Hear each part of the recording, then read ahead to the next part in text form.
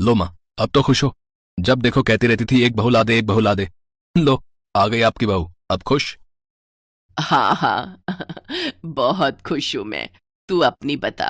तू खुश है? मैं? अरे माँ, इतनी सुंदर और पढ़ी लिखी पत्नी पाकर कौन खुश नहीं होगा। पता नहीं कौन से चिराग की रोशनी में ढूंढा है आपने इसे मेरे लिए। राधा भी उसी शहर में रहती थी जहां किशन और उसकी माँ उर्मिला रहते थे। किसी ने उर्मिला को राधा के बारे में बताया तो उर्मिला झट से अपने बेटे किशन का रिश्ता लेकर राधा के घर पहुंच गई।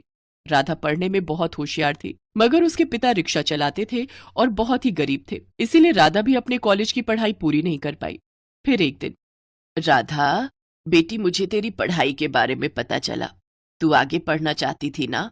मेरे चाहने से क्या होता है माँ, गरीबी और मजबूरी ने आगे पढ़ने ही नहीं दिया। दुखी मत हो, सब भगवान भरोसे छोड़ दे। उन्होंने तेरी किस्मत में कुछ अच्छा ही लिखा होगा। अच्छा माँ जी, मैं आती हूँ, इनका फैक्ट्री जाने का टाइम हो गया। किशन बहुत मेहनती था। पहले वो जिस फैक्ट्री में मजदूरी करता था, उसकी मेहनत और लगन देखकर फैक्ट्री के मालिक ने उसे एक बड़ी आरा मशीन चलाने का काम दे दिया था। किशन दिल लगाकर अपना काम करता था।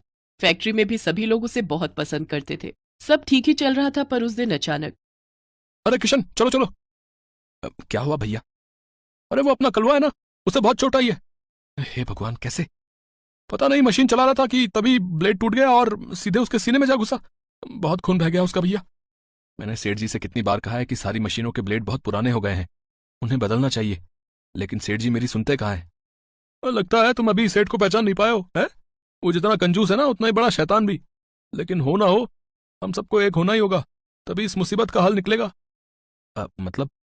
अरे तुम ही बताओ, अगर उस बेचारे कलुआ को कुछ हो गया तो उसके परिवार को कौन देखेगा?